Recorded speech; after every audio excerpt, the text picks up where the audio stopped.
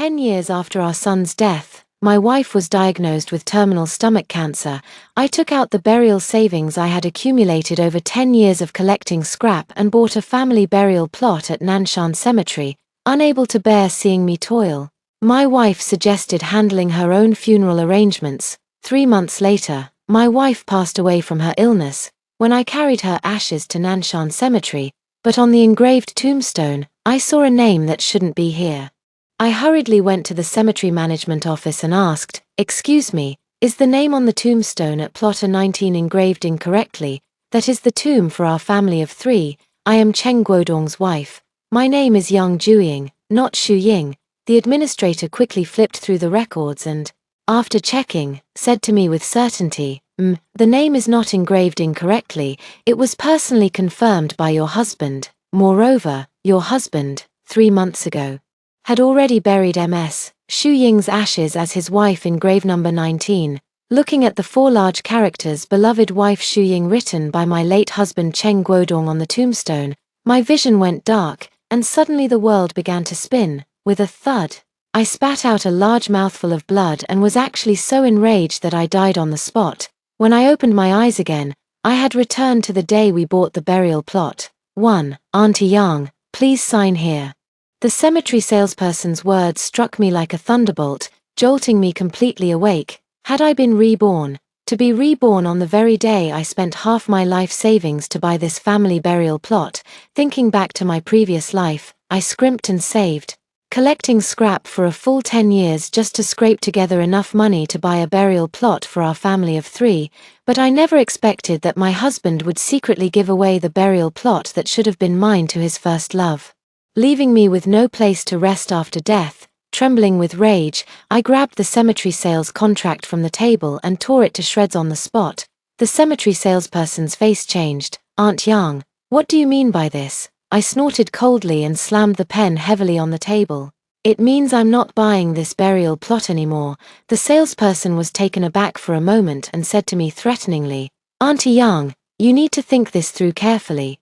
Our family burial plots at Nanshan Cemetery are in very high demand. If you don't sign the contract today and this plot gets sold to someone else, you'll regret it when it's too late." I stood up, put away my bank card, and smiled indifferently. "Don't worry, I won't regret it. Didn't Cheng Guodong want to secretly give my burial plot to his beloved white moonlight behind my back? In this lifetime, I simply won't buy this burial plot.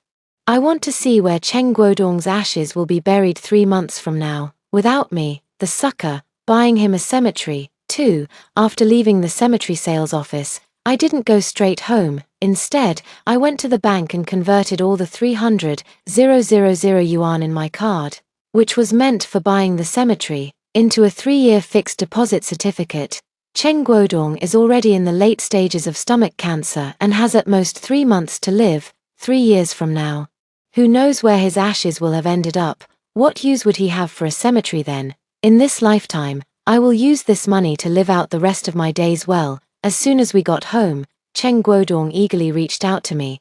"Did you buy the cemetery? Where's the contract? Hurry up and show me." I secretly sneered. To avoid alerting him, I deliberately rubbed my old rheumatic leg and sighed heavily. "I didn't manage to buy it today." Cheng Guodong grew anxious. "Why didn't you buy it?" "It's all because of my old rheumatism. I walked too slowly and missed the last bus to Nanshan Cemetery." Cheng Guodong glanced at me with disgust, snorted, and lay back on the sofa, ordering me impatiently, "Since you're back, hurry up and make dinner. Tell me, what else can you do in your life besides washing clothes and cooking? You know there are only 2 buses a day from the city to Nanshan Cemetery, so why couldn't you leave home earlier?" Listening to Cheng Guodong's complaints, I felt so angry that my eyes turned red. Why couldn't I leave home earlier? Others might not know, but how could he not know? Ever since Cheng Guodong was diagnosed with stomach cancer, in order to save money for his treatment, I've been trying to stretch every penny as far as possible. Cheng Guodong is a laid-off worker from a state-owned enterprise, with a monthly pension of just over 2,000 yuan. I have been a housewife all my life and don't even have a pension. Our family's life is tight, and we still have to save money for Cheng Guodong's medical expenses and medicine. To save money, I wake up at 3 a.m. every day and go to the streets to rummage through trash bins and collect recyclables before the sanitation workers start their shifts. After 5 a.m., I ride my tricycle to the vegetable wholesale market to pick up discarded fruits and vegetables that others don't want. This way, I can save on grocery money and buy some meat for my husband. I also have to make it back before 6:30 a.m. to prepare a nutritious breakfast for my husband, then brew his traditional Chinese medicine and help him take his medication. Last winter, during an extremely cold and snowy period, the electric battery of my tricycle broke down. I had to push the tricycle all the way back from the wholesale market, and my whole body was nearly frozen stiff. Yet, Chen Guodong only complained about me coming back late, which made him miss his breakfast on time. This morning, in order to catch the bus early to Nanshan Cemetery to sign a contract, I didn't even have time to eat breakfast. But what about Chen Guodong? He didn't care at all whether I had eaten breakfast or not, or if my old leg injury was acting up after running around all day. He only cared about whether he could have his dinner on time. Looking at my partner who was lounging on the sofa like a boss, playing on his phone, I sneered coldly, walked into the kitchen, took out 2 packs of instant noodles that were about to expire, and slammed them on the table. I've been running around all day, I'm too tired and don't feel like cooking, let's just have instant noodles tonight. 3. Chen Guodong was taken aback for a moment, then flew into a rage. I have late-stage stomach cancer. And you want me to eat instant noodles? I mimicked his posture, plopping down on the sofa. I've been walking all day, my legs hurt so much I can't move, I'm not cooking today. If you want to eat, make it yourself. Old man Chen Guodong's face flushed red. You've been the one cooking all these years in our house. How would I know how to do it? Besides, we men are meant for big things. Have you ever seen a man cooking in the kitchen? Hearing Chen Guodong's words, I couldn't help but burst out laughing. You're a laid-off worker, getting a monthly pension of 250 yuan. Tell me, what big things can you possibly do? Chen Guodong's face turned from red to purple, and he slammed the coffee table hard. Yang Jueying, are you trying to rebel? Oh, I get it now. You're disgusted that I have late-stage stomach cancer and don't want to take care of me anymore. Is that it? You better think carefully. You're just a housewife with no job, no pension, relying solely on my small monthly retirement income to get by. If you don't serve me well, once I'm gone, that monthly retirement payment of over 2,000 will be gone too. When that time comes, you'll have nothing to live on but the northwest wind. I sneered and said, as if I ever depended on you to support me before. Chen Guodong, search your conscience and tell me, what can I possibly do with the 500 yuan you give me every month for living expenses? Since you think I've been living off you all these years, fine, from today on, let's each go our own way. I won't spend another cent of your money, and don't you dare treat me like a housemaid anymore. After saying that, I picked up 2 packs of instant noodles and walked straight into the room. Chen Guodong shouted anxiously from behind, Yang Jueying, that's my instant noodles, save a bowl for me tilde. I turned my head and sneered coldly, yours. I bought this box of expired instant noodles myself by collecting scrap. I didn't spend a single cent of yours. Chen Guodong, if you want to eat instant noodles, why don't you use your own pension to buy some tilde? After saying that, I slammed the door shut with a bang and ate 2 bowls of instant noodles all by myself. 4. Holding my stomach with a satisfied fullness, my eyes reddened and tears began to fall uncontrollably. Chen Guodong didn't know that ever since he was diagnosed with late-stage stomach cancer, I hadn't had a full meal in a long time. To collect more recyclables and save money for his treatment and for buying a burial plot for our family of 3, every morning and noon, I would stuff 2 homemade steamed buns into my bag. Only in the evening, after taking care of Chen Guodong and making sure he had eaten, could I have some of the leftovers from his meal. After Chen Guodong was diagnosed with late-stage cancer, his temper became unpredictable. Sometimes, in the middle of a meal, he would suddenly flip the dining table over. In my previous life, I pitied him for having cancer and not having long to live, so I tolerated everything. I even worried that he might harm his health by going hungry. Every time Chen Guodong overturned the meal, no matter how late it was, I would make him a new one, even if I was still hungry myself.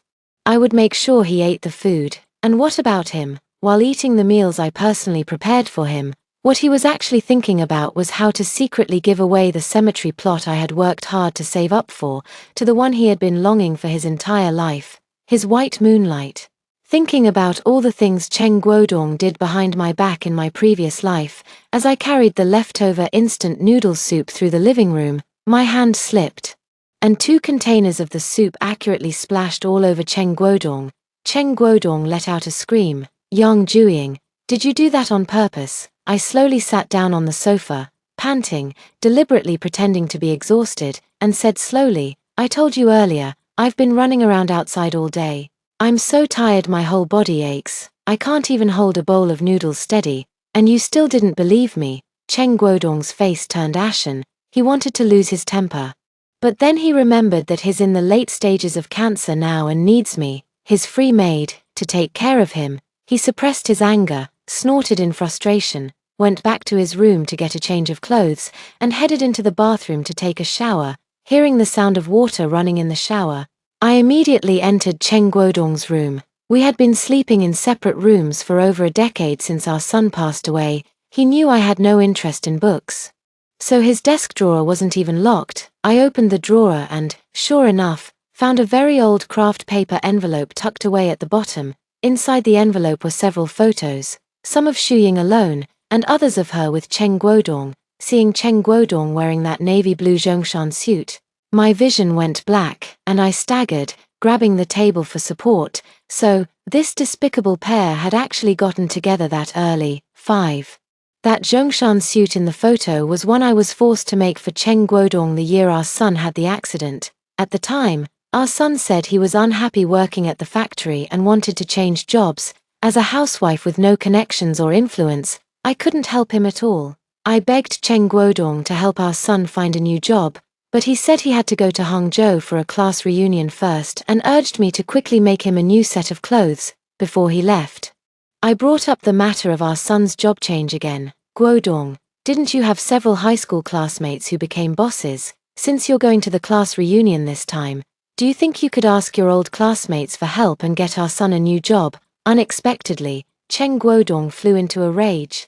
I'm going to the class reunion to socialize, not to ask for favors. Do you want me to put on a smiling face and beg for help in front of all my old classmates? Are you trying to embarrass me even more? I'm anxious. But son, enough. We'll talk about our son changing jobs when I get back. This wait didn't bring me any good news from Cheng Guodong. Instead, it brought the tragic news that our son had an accident at the factory, was caught in the machinery, and there wasn't even a trace of his body left. On the day my son had the accident, I was so frightened that my legs went weak, and I waited for my husband to come home. I thought that Cheng Guodong, after all, had connections at the factory and would surely be able to find out exactly how the accident happened to my son.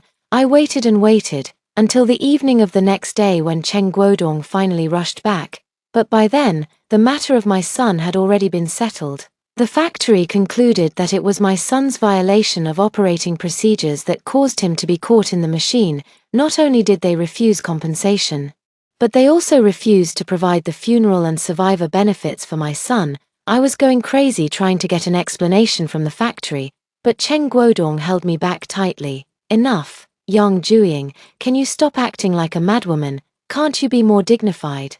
Cheng Guodong's casual mention of dignity made our son's death seem so meaningless. We didn't even have money to buy a burial plot after his death. All these years, our son's ashes have been stored in a public columbarium. What about Cheng Guodong? What was he doing when his son died tragically in the factory? He was wearing the Zhongshan suit I personally made for him, accompanying his first love Xu Ying, boating on West Lake, taking photos, drinking tea, and admiring the flowers. So, there was never any class reunion back then. It was that despicable couple, Cheng Guodong and Xu Ying, who used the class reunion as a pretext to secretly meet. 6. My hands trembling, I opened the first few letters from the craft paper envelope. The letters had been sent several months ago. In them, Xu Ying said she was seriously ill and didn't have long to live. She had no children her whole life, was divorced from her ex-husband, and was deeply worried that after her death, her family wouldn't allow her to be buried in the ancestral grave. I don't know what Cheng Guodong wrote in his reply to her, But in Xu Ying's last letter, she was practically overflowing with gratitude toward him. She also said that though they couldn't be husband and wife in this lifetime, if they could truly be buried together after death, they would surely become an immortal couple in the next life. Reading this, I was already in tears. There's no need to guess. Cheng Guodong must have solemnly promised Xu Ying in his reply that he had already purchased a burial plot and would have her buried with him as his wife, and the joint burial plot he promised was, needless to say, the very same family burial plot I had purchased in my previous life. Cheng Guodong, how dare you? I clutched Xu Ying's final letter so tightly that I nearly tore it to shreds in my rage, but in the end, I placed the letter back into the craft paper envelope, exactly as it was, and tucked it away at the very bottom of the drawer. Suddenly, Cheng Guodong's voice came from behind me. Yang Jueying, what are you doing in my room? Listen, we are still legally married, and yet I, as his wife, don't even have the right to enter my husband's room. I pulled the tablecloth off the table with a backhanded motion,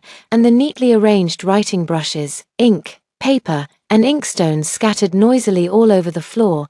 Cheng Guodong's heart ached so much that the corners of his mouth twitched. Yang Jueying, what madness are you up to again? I remained calm and composed. I just came to your room to take my things, since we've agreed to live separately from now on. My things won't be for your use anymore. As I spoke, I opened the wardrobe and took out all the clothes, shoes, socks, sweaters, vests I had made with my own hands, as well as the bedsheets and quilt covers I had sewn from fabric scraps. Gathering them all in one go, Cheng Guodong was dumbfounded, grinding his teeth in anger. Fine, you want to live separately, is that it? Well, this house was bought by me too. Since you're living in my house, shouldn't you pay me rent every month? I was trembling with anger. Fine, I'll move out today. Cheng Guodong, rest assured, I won't take advantage of you even a single cent. Similarly, in this lifetime, don't even think about taking advantage of me again. Hearing that I was going to move out, Cheng Guodong's expression faltered for a moment, and he stammered, if you really have nowhere to go, for the sake of our time as husband and wife, I can let you continue living at home. However, you must continue to do the laundry, cook for me, and accompany me to the hospital for checkups and to pick up medicine. Just like before, I sneered inwardly, thinking, after all that talk, aren't you just reluctant to let go of a free nanny? With a sarcastic smile, I shook my head and said, forget it. I'm afraid you might come back later and ask me for utility bills like water, electricity, and gas. As a housewife with no pension, I don't have that much money to give you. Cheng Guodong grew anxious and said, how can you have no money? Haven't you saved up 200,000 or 300,000 from collecting scrap over the years? I know you've been saving this money, reluctant to spend it, wanting to buy a joint burial plot for the two of us and our son. Fine, since you're paying for my burial plot, I won't charge you for rent or utilities anymore. Is that acceptable? All right, hurry up and make me something to eat, then wash the dirty clothes I changed out of. Go to bed early so we can sign the contract for that burial plot first thing tomorrow morning. Cheng Guodong, I'm not buying this burial plot, I suddenly said. Cheng Guodong's expression froze, and the atmosphere instantly turned cold. Yang Jueying, what do you mean by that? I curled my lips and looked at him with a cold sneer, enunciating each word clearly. What I mean is, I'm not buying the burial plot anymore. Where you, Cheng Guodong, want to be buried and who you want to be buried with, that's your business. I won't be involved anymore. Cheng Guodong's expression changed. You peeked at that letter in my drawer. 7. Facing Cheng Guodong's horrified and angry gaze, I nodded. That's right, I've seen all those letters between you and Xu Ying. I know. You want to abandon me, your lawful wife, and have Xu Ying buried with you as your wife. I also know that you want to give up the joint burial plot I bought for our family of 3, using up my entire life savings, and let Xu Ying have it. Cheng Guodong, you really have it all figured out. If you want to buy a burial plot for your old flame, why do you have to use my money? Why don't you just sell this house? Then not only could you afford the joint burial plot, but you might even have enough left to throw a grand posthumous wedding for you and your old flame. Cheng Guodong refused without a second thought. No, I've already promised this house to Xu Ying's nephew on her mother's side. Xu Ying has no children of her own, and we're counting on her nephew to tend her grave and make offerings in the future. Even though I had long known that Cheng Guodong didn't care about me, Hearing these words made my heart turn completely cold. Cheng Guodong, I've been married to you for so many years, bore your children, and served you tirelessly without complaint. When you got cancer, I went out picking through trash to save money for your treatment, eating only one meal a day myself just to save enough to buy you nutritional supplements. I don't expect you to treat me particularly well, but you won't even leave me a place to live.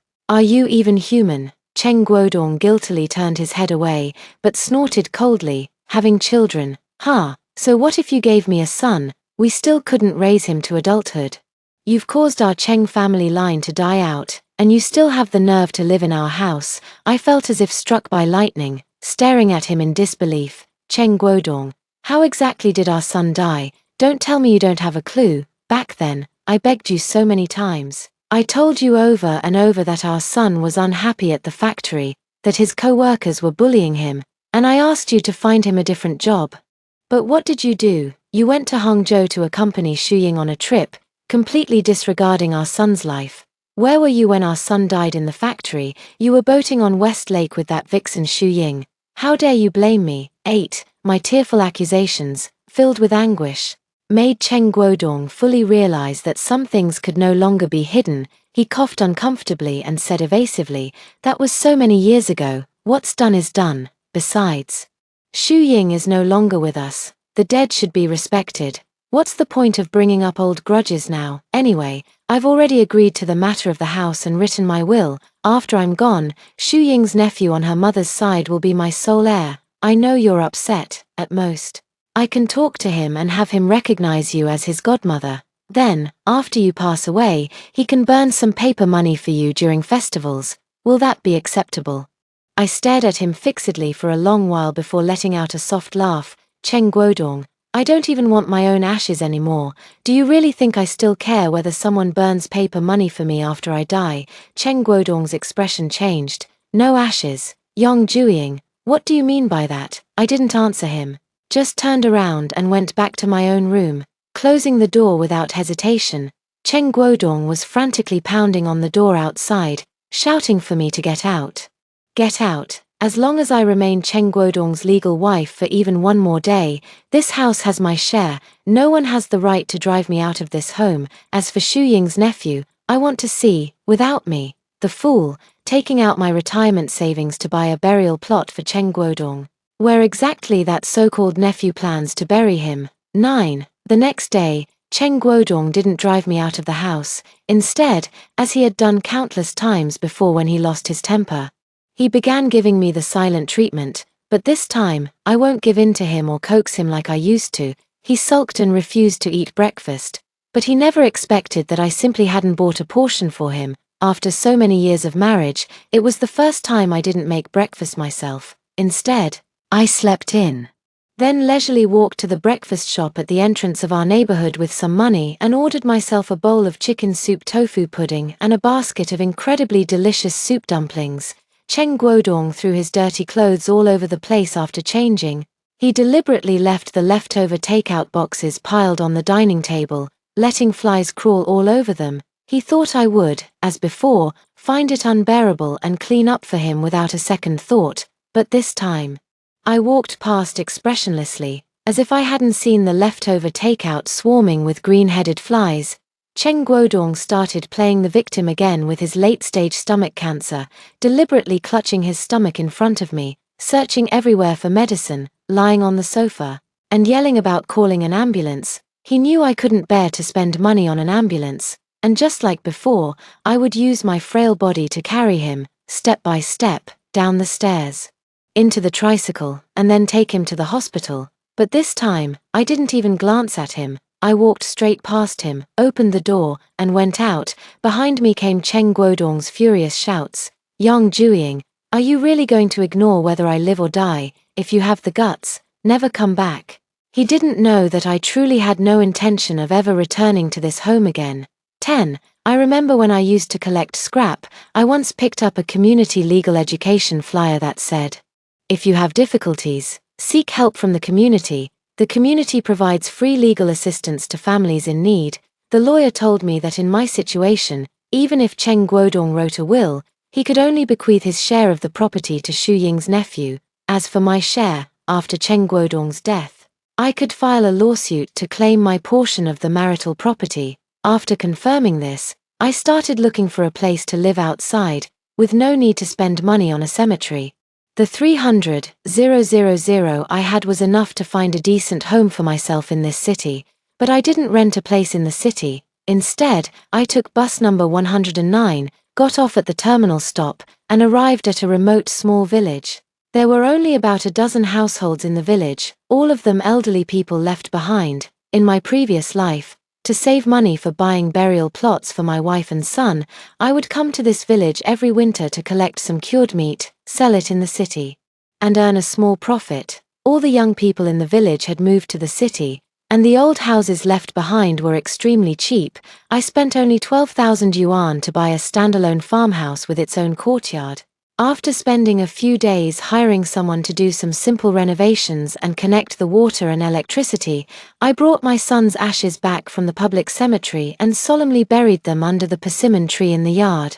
My son loved eating crisp and sweet persimmons when he was alive. Rather than letting him be buried with that shameless, despicable couple, it's better to bury him by my side. As long as I'm alive, I'll make sure my son has a bowl of food during the holidays. When I die, it will be even better. We can reunite as mother and son in the afterlife. 11. When he saw me take out the suitcase and start stuffing things into it one by one, Cheng Guodong finally panicked. He ran over, tightly gripping the suitcase handle. Yang Juying, what do you mean? Just because I want to give the burial plot to Shu Ying, you're going to run away from home? Can't you be a little more generous? I've already given you decades of my youth. For your sake, I've never been able to give Ying a proper status. I've already done more than enough for you. What more do you want? Let me tell you, in this lifetime, we both owe Shu Ying. Having you buy her a burial plot is also a way for you to atone for your sins against her. Don't be ungrateful. I was so infuriated by his shameless words that I laughed. Do I owe her? She stole my man, caused my son's death, and you tell me, what do I owe her? Cheng Guodong's face turned ashen, and he said through gritted teeth, you owe her a rightful place. If it weren't for you, I would have married Shu Ying long ago. She would have had someone to take care of her. Wouldn't have left so early, and wouldn't have ended up alone, without even a proper burial place. I laughed, took the marriage certificate out of the drawer, and slammed it hard onto Cheng Guodong's face. Cheng Guodong, do you think I care about this status of yours, a monthly pension of 2,250, and terminal cancer? What a blessing. You should keep it for your precious white moonlight. Shu Ying, you want to give Shu Ying a proper status. Fine, I'll make it happen. Do you dare to go with me to the Civil Affairs Bureau right now to get a divorce? Cheng Guodong's hand trembled as he raised his arm, intending to slap me, but in the end, he weakly lowered it. He didn't dare. My son is already gone. If even I get driven away, who will take care of that terminally ill old man with his measly 250 yuan monthly pension? He can't even afford a caretaker, who will arrange his funeral affairs. So it turns out he also knew that Shu Ying's so-called nephew from her maternal family was completely unreliable. It's just that in this lifetime, I no longer wish to be the one taken advantage of. Wasn't he obsessed until death with giving his beloved Shu Ying a proper status? Then give it. Who the hell cares about this lousy title? 12. Watching Cheng Guodong as if he had touched a hot potato, he quickly threw away the marriage certificate. I smiled, stuffed the marriage certificate into the suitcase, zipped it up, and left without looking back. Behind me came Cheng Guodong's furious roar, Yang Juying, if you have the guts, then don't you ever come back. I'd like to see how long an old woman like you can last out there without a pension, without a house, a car, or a son. I laughed. No house, no car, no son. So what? I have savings. In this lifetime, I don't need to buy a burial plot for Cheng Guodong. The savings I've accumulated from collecting scrap for 10 years are enough to support me comfortably for the rest of my life. After moving to Fenglin village, my life suddenly became much more leisurely. The courtyard is very large. I've cultivated several vegetable patches in it, and the fruits and vegetables I grow are more than enough for me to eat alone. When I got bored with nothing to do, I simply started selling boxed meals in the village. Many elderly people in the village, because there is no one at home, often make do with their meals. They cook one meal that lasts for 2 or 3 days. And even when the food spoils, they are reluctant to throw it away, which easily leads to stomach problems. After discovering this issue, I went door to door to discuss with everyone, suggesting that from now on, they should not cook at noon and in the evening. Instead, I would prepare the meals and deliver them to them. Each meal costs 2 yuan per person.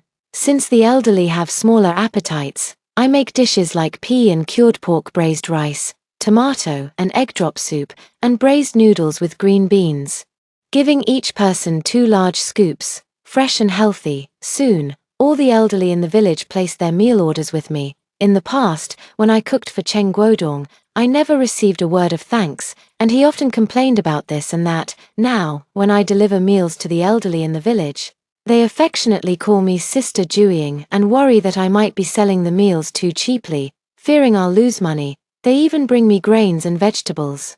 The village head heard that I had helped the elderly solve their meal difficulties and went out of his way to help me obtain a business license, allowing me to focus on delivering meals to them.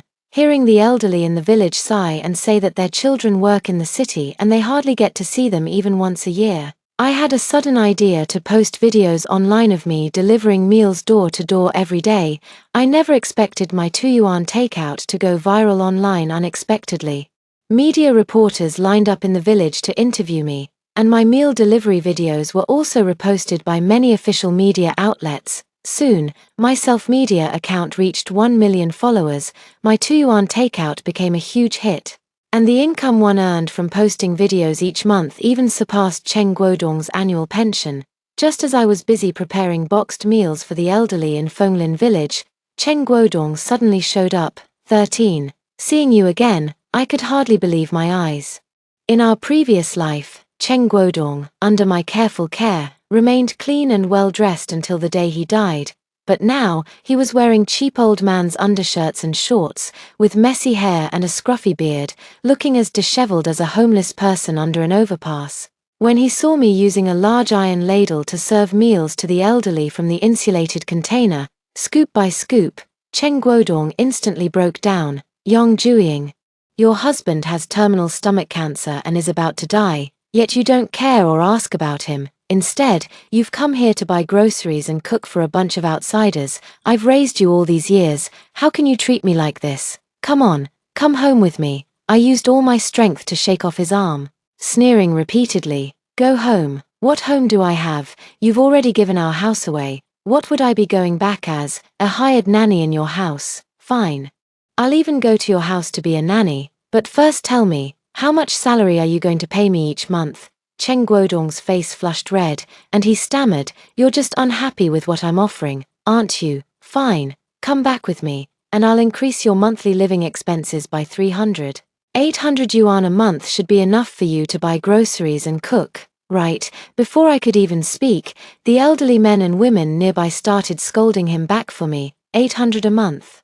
And I have to do your laundry, cook for you, and take care of you, you old geezer. Go hire a housekeeper and see if they don't curse you out. Juying, don't be fooled by this scoundrel. He must have seen that you're making videos and earning your own money now, and he wants you to pay for his medical treatment. All that talk is useless. You want Juying to come back? Fine. First, transfer the ownership of your family's house to Juying's name.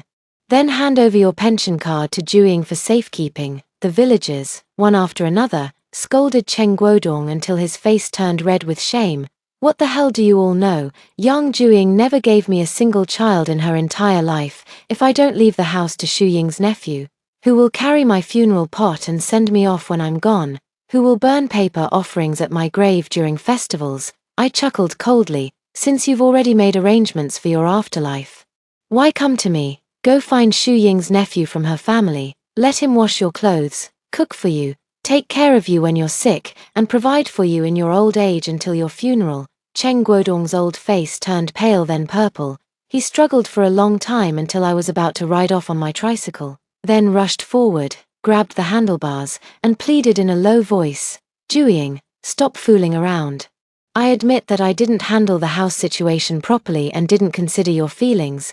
How about this? I'll talk to Shu Ying's nephew. At worst, after I'm gone, the house can go to him, and you can keep living there, helping their family with cooking and taking care of the children. I've met Xu Ying's nephew a few times. He's an honest man, doesn't talk much, if you live with him. And later, when you pass away, give him your 300,000 yuan in savings so he can take care of you in your old age and handle your funeral arrangements. He'd be willing to do it. 14. I was so furious that I grabbed the iron ladle used for serving food and struck Cheng Guodong hard on the arm. Sorry, he might be willing, but I'm not. They're eyeing my retirement savings and still trying to trick me into going back to be their unpaid housemaid. Their schemes are practically flying right in my face. Cheng Guodong, if you're so shameless and willing to throw yourself at Xu Ying and her whole family, that's your business, don't drag me into it. I'm not into that kind of humiliation. Cheng Guodong clutched his arm, his face dark as he stared at me. Yang Jueying, I'm kindly making arrangements for you, finding someone to handle your affairs after you're gone. Don't be ungrateful, I sneered, forget it. Keep your kindness for your beloved Xu Ying. I, Yang Jueying, have relied on my own two hands since I was young.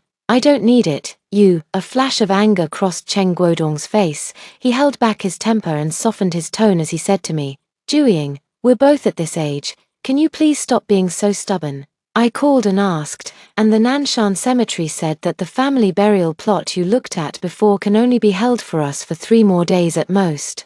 Haven't you always wanted our son to rest in peace? Anyway, you've earned quite a bit from making videos now, so let's go buy that family burial plot today. At worst, I'll compromise a little. You can bury me and Xu Ying in one grave, and you and our son can be on either side. I've let Xu Ying down in this lifetime, and now that she's gone, I can't just abandon her. I laughed in frustration. Go ahead, no one's stopping you, I said, whether you sell your house, your car, or even your blood and kidneys, as long as you can scrape together the money, even if you buy her a luxurious cemetery in the heavens, I won't interfere. Cheng Guodong looked embarrassed and pleaded in a low voice, I've already given the house away, I can't go back on my word, can I? Besides, I'm in the late stages of cancer. Even if I wanted to sell a kidney, no one would want it. Jueying, I know you have money, please help me buy that cemetery plot. I'll repay you as your ox or horse in the next life. No need, I can't rely on you in this lifetime, and I dare not count on you in the next one either. I cut him off before he could finish. Cheng Guodong, just leave, I won't go back with you, but when you die, I will definitely come to collect your body. Before he could even feel happy, I stared at him and said word by word, after all, if I don't handle your funeral, how will I ever get back all the money I've given for weddings and funerals over the years? As soon as the words left my mouth, I saw Cheng Guodong's face turn pale. With a phut sound, he actually spat out a large mouthful of dark blood. He clutched his stomach, his body, wasted away by cancer, curling up like a large shrimp, his eyes pleading as he looked at me. Jueying, hurry, take me to the hospital. I walked over, took the phone from his pocket, and dialed 120 for him. Sorry. You haven't given me a single cent, and I don't have money to pay for the ambulance either. Call Xu Ying's nephew, have him go to the hospital to take care of you and help with the payment. With that said, I hopped onto the tricycle, grabbed my loudspeaker, and loudly announced, lunch is here, come get your bowls. The tricycle, loaded with 2 large buckets of food, slowly disappeared down the country road under Cheng Guodong's nearly despairing gaze. 15. The next time I heard news of Cheng Guodong was when the hospital called, saying he was on the verge of death and requesting that I, as a family member, rush to the hospital to help arrange his final affairs. When I arrived at the hospital, I saw Cheng Guodong lying on the hospital bed, his face deathly pale and so emaciated that he was nothing but skin and bones. Standing by the sickbed was a middle-aged man with simple, honest features. Looking impatiently at Cheng Guodong lying unconscious on the bed, muttering under his breath, this old geezer is so full of tricks, couldn't he just transfer that apartment to me while he was still alive? He had to wait until he kicked the bucket to let me inherit the property. Was he afraid I wouldn't carry his funeral urn? I sneered inwardly, walked over to the sickbed, and without any hesitation, slapped Cheng Guodong several times across the face, jolting him awake. Cheng Guodong seemed to have lost all sense of pain. When he opened his eyes and saw me, a faint smile actually flickered across his face. Jueying, you've come, I knew it, I knew you wouldn't abandon me. I smiled, but the smile didn't reach my eyes. Cheng Guodong, did you really think that by calling Xu Ying's nephew here, he could handle your funeral arrangements for you, as long as I, as the family member, don't sign?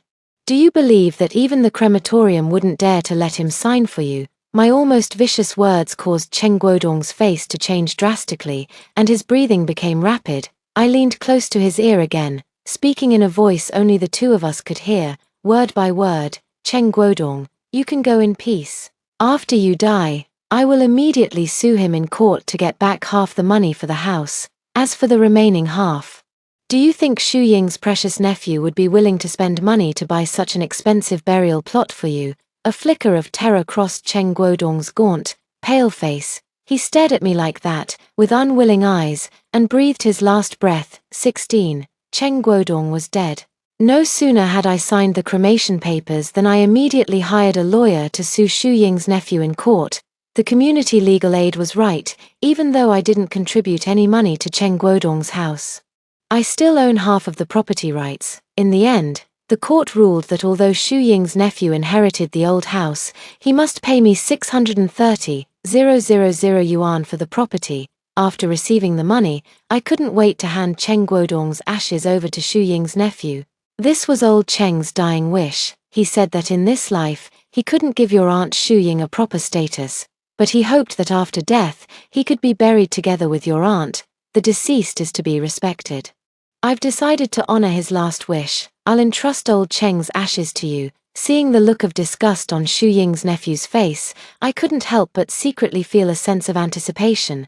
Cheng Guodong, weren't you hoping until your last breath to be buried with your beloved white moonlight? I want to see in this lifetime whether you two despicable lovers can become a pair of ghostly lovebirds. 17. After handling Cheng Guodong's funeral arrangements, I returned to Fenglin village and continued running my 2-yuan delivery service. However, it wasn't long before I heard that Xu Ying's nephew had been reported by neighbors for secretly disposing of the ashes and ended up in detention.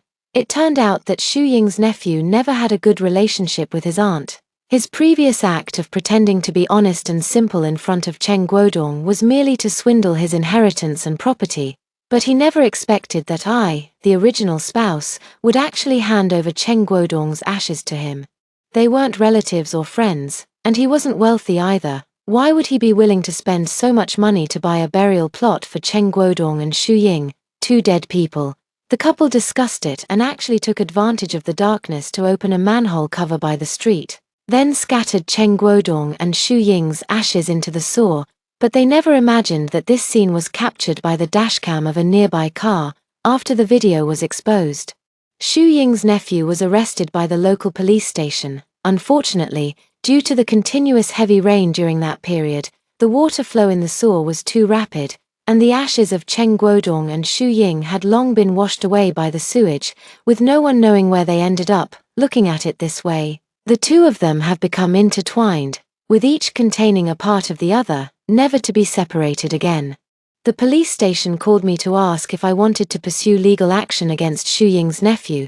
The thought of this kid helping me settle a score from my past life brought tears to my eyes, and I quickly signed the letter of forgiveness. Old Cheng had always been fond of his nephew Xu Ying from his wife's side. Even if his ashes were scattered into the sewer, he would surely forgive him. With the 50,000 yuan voluntarily compensated by Xu Ying's nephew, I bought a pig, 2 sheep, and half a cow, and organized a lively bench banquet for the elderly left behind in the village during the Double Ninth festival. Later, I took out the 300,000 yuan originally intended for a joint burial plot and established a mutual aid elderly care foundation in Fenglin village.